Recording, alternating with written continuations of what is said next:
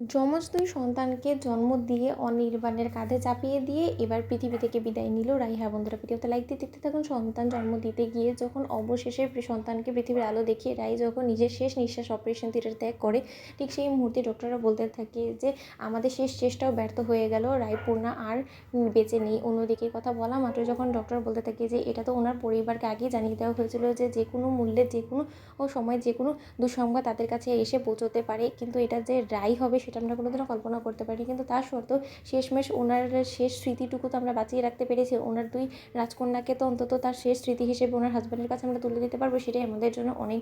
অন্যদিকে যখন অবশেষে রাইয়ের অপারেশন শেষ হওয়া মাত্রই যখন 2 রাজকন্যাকে নিয়ে যখন নার্সরা বেরিয়ে আসে অপারেশন থিয়েটার থেকে, ঠিক সেই মুহূর্তে অনির্বাণ ছুটে গিয়ে অপারেশন থিয়েটারের বাইরে বলতে থাকে যে নার্স, আমার সন্তানরা ভালো আছে তো, আমার স্ত্রী কেমন আছে? অন্যদিকে নার্স বলতে থাকে যে প্রথমে আপনি আপনার সন্তানদেরকে তো আপনি কোলে তুলে নিন। অন্যদিকে সন্তানদেরকে হাতে নেওয়া মাত্রই যখন ডক্টর বেরিয়ে এসে বলতে থাকে যে মিস্টার অনির্বাণ, কনগ্রাচুলেশনস, আপনার দুটো রাজকুমারী হয়েছে, আপনার ঘরে লক্ষ্মী এসেছে, তাও আবার দুটো।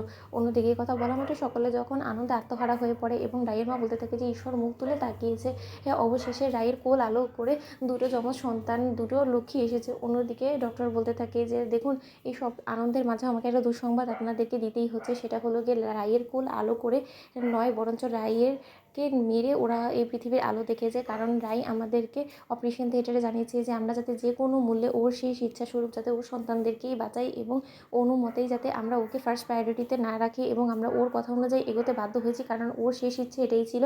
দেখুন মিস্টার অনির্বাণ, আমরা অনেক চেষ্টা করেছিলাম ওনাকে বাঁচানোর, কিন্তু আমরা কোনো মতেই তাকে বাঁচাতে পারিনি, এবং অবশেষে আমরা আপনাদের দুজনের ভালোবাসার শেষ চিহ্ন হিসেবে আমরা এদের দুজনকে বাঁচাতে পেরেছি, এবং তার জন্যই ওদের দুজনকে আপনার হাতে তুলে দিলাম, এবং কিছুক্ষণের মধ্যেই রাইকে আমরা অপারেশন থিয়েটার থেকে বের করবো, এবং শেষবারের মতন আপনারা চাইলে রাইকে সেখানেই দেখে নিতে পারেন। অন্যদিকে রাইয়ের মৃত্যু সংবাদ শোনা মাত্রই অনির্বাণ ভেঙে পড়ে কান্নায় এবং চিৎকার করে ওঠে এবং বলতে থাকে যে না, এটা কোনো মতে আমি বিশ্বাস করি না, এরকম সিদ্ধান্ত রাই কোনো মতে নিতেই পারে না, কারণ রাই তো খুব ভালো করেই জানে যে আমি ওকে ছাড়া বাঁচবো না, এবং ও এই পৃথিবী থেকে চলে গেলে আমিও এই পৃথিবী থেকে চলে যাব।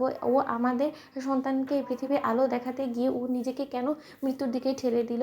আপনার নির্ঘাত ডক্টর কোনো ভুল হচ্ছে, আপনি ঠিক করে দেখেছেন তো? রাই আমার মনে হয় না যে কোনো মতে মরেছে।